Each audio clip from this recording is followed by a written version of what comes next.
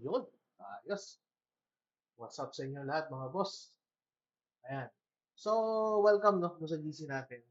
Disclaimer lang guys, hindi po ako coach at hindi rin ako nag-mentor, hindi ako nagtuturo.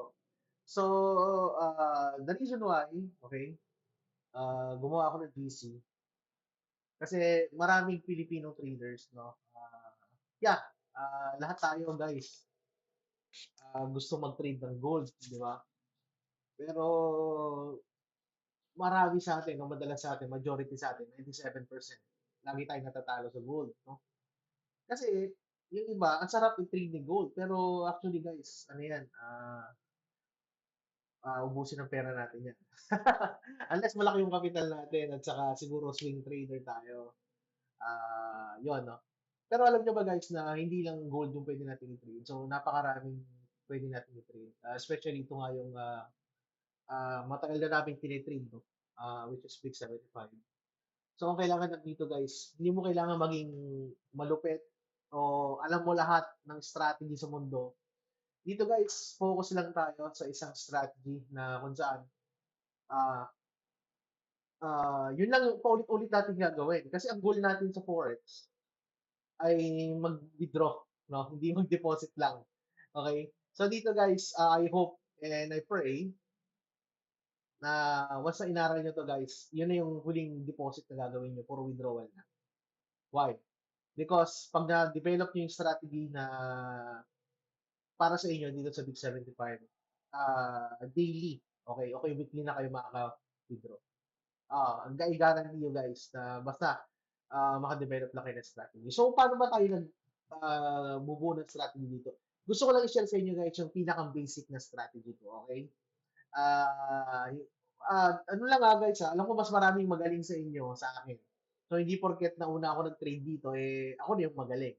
No, pagpasok nyo dito guys, yung iba sa inyo na malupit na sa gold, mas malupit kayo sa akin guys. Baka nga kayo pa yung ano eh, pumaldo ng malala dito. Okay? So ngayon, kung gusto niyo mag-PA dito sa PC, no, punta lang kayo sa Deriv, no, tapos trading view. Okay, trading view tapos Deriv. Nandun kasi yung chart niya. So ang symbol niya R75. Okay, R75 siya. Kung sa MT5 naman sa mobile phone, ang hanapin nyo lang, Big 75. Okay? So, meron lang yan, like finance. So, kung wala pa kayong link, wala pa kayong account, send ko na lang yung link siguro mamaya. Okay. So, simulan natin. Ano ba yung unang-una? So, wala tayong indicator na ginagamit dito. Pure technical analysis lang siya. Hindi siya affected the news, guys. So, ibig sabihin, kung talagang you're a TA person, price action person, ito yung para sa'yo talaga. Okay. So, paano ba tayo, top-down analysis, paano ba tayo nag-analysis sa Big 75? So, unang-una guys, kung una nyo munang tingnan is the bigger picture, which is the daily time frame, no? So, mapapansin nyo, ito, parang nag-perform siya ng symmetrical. So, kailangan nyo lang guys, lagyan ng trend line muna. Okay, para makita nyo yung, ano, yung trend line. Yung trend line kasi guys, sobrang respected niya yan. Okay, so ibig sabihin, once na naglagay ka na ng trend line, meron ng direction yung trade mo sa Big 75. Alright? Okay? Nagets nyo? So, ibig sabihin, pag naglagay na kayo ng trend line dyan, guys, wala na. Tapos na yung drawdown na malaki. Hindi ka na magdo-drawdown na malaki. Bakit? Kasi mag-entry ka dyan, saka mag-entry dyan. Di ba? So, dito ka mag-entry sa mga, sa mga key level areas. Okay? Bakit ka mag-entry dun sa mga alanganin? Okay? Ang lagi nating entry dyan, dun sa mga key level areas. Ayan. Aantayin nyo. Ibig sabihin, pag walang setup, hindi kayo magte-trade. Nagets nyo? Okay? Hindi kayo magte-trade. Pag walang setup yan, anak ng tipaklong. Yung iba kasi, gusto lagi, mayat maya, every trade, every moment, every hour, every minute, nais nung makita. Di ba? Mga ganyan, no? Diyan, yan. Pag nandiyan sa area na yan, siyempre, nakita mo naman, di ba, uptrend, di ba? Buy lang ang kukunin mo dyan, di ba? Okay, so ngayon, if ever lang naman, na makulit ka talaga, so magawa ka din ng gawan mo din ng, para alam mo kung sa pwedeng pumunta yung market sa susunod. Okay. Alright, yan. Yan, di at least alam mo kung saan ka pupunta. 'di ba? Ayan, ayan. So, ang ginagawa ko diyan guys, ganyan lang. So, punta ako sa H4. H4. So, meron na tayong P-level areas. Ayan na, ang sarap na maglaro nito. Ayan, so kitang-kita niyo na yung lugar kung saan tayo pwede maglaro. Ayan o, nakita niyo to dito, this area alone guys, ang laki na ng kinita ko dito. Ang laki na ng kinita natin dito, this area alone. Kung nakuha niyo na yan. Yan, dyan oh. Opportunity lang yan sa loob ng isang linggo guys. Ang laki na ng kikitain mo dyan. Can you imagine? Ayan o, dyan sa area na yan. Dyan tayo nag-trade. Okay, naka 300% na ako dyan. Ayan. So makikita nyo, ganyan lang yan. So saan ka mag-entry? Siyempre, ito yung trend line mo eh. So buy ka lang, yan. Buy ka lang dyan sa mga area na yan. Okay? Yan. So, lagi nyo tandaan pag wala sa level area mo, huwag ka magte-trade. Pero alam nyo guys, ako nagsisell din ako. Pag ganyan kasi, nakakuha din ako ng sell niyan dito sa area na to. Basta H4.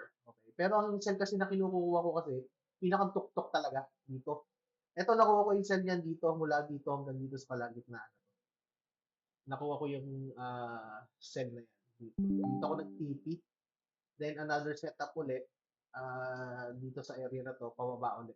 Tapos, buy ulit ako dito sa area na to. Kasi kita mo nyo guys yung confirmation yan. Di ba? Nag-engulfing. Di ba? Kita nyo naman, no? Ako sa inyo, yung mga price action bonds dyan, ha? Kita nyo yan guys pag magre-reverse na siya talaga. Hindi kayo mapapahiya. Kasi pag nagkaroon ng confirmation yung mga candle niya, alam ko, iba sa inyo, alam niyo na uh, yung mga confirmation ng mga price action, ano, mga candle. So, alam mo kung magre-reverse na. Yun. So, 4 hour time frame pa lang yan. So, bumababa pa ako sa M15 time frame. Yan, dito ako nag-entry talaga. Yan, dito tayo nag-trade. Ayan. Nakita mo na talaga yung mga area. So, kagandahan dito, kita-kita mo, hindi ka mapapahiya o hindi ka maliligaw sa entry mo. Kasi, alam mo kung nasaan nag-bounce yung mga area. Di ba? Kita mo talaga, oh. Ayan, so for example, kung nag-entry ka dito, ayan, oh, meron siyang pwedeng bungguan dito. So, diyan mo na yung magiging target mo na TP, no? Katulad yan, nag-entry ako dito ngayon. Pumunta o dumikit siya uli dito sa trend line na to. May buy ako dyan ngayon. So, ngayon, pwede na ako mag-set ng TP dito sa area na to. Kasi, dyan lang yung maglalaro, kapatid. So, ibig sabihin, sure ka na. Okay? Sure na, aabutin niya yan. Aabutin niya yan, maniwala ko sa akin. Aabutin niya yung ganyan area na yan. Okay? Napaka-basic lang, no? Actually, kung aaralin nyo itong mabuti, napaka-basic lang niya. Ang rules lang dito, guys, follow the trend. Huwag po kayong kontra ng trend. Okay? Ang galaw ni Big 75, napaka-banayad lang. Okay? Hindi ka mahihirapan dyan. So, ang kalaban mo lang dito, yung sarili mo na rin, yung lot sizing mo, okay? Ang pinaka-lowest na lot size nito, 0.001. Okay? Ayan, so makikita nyo, positive na ako dito sa trade ko dyan.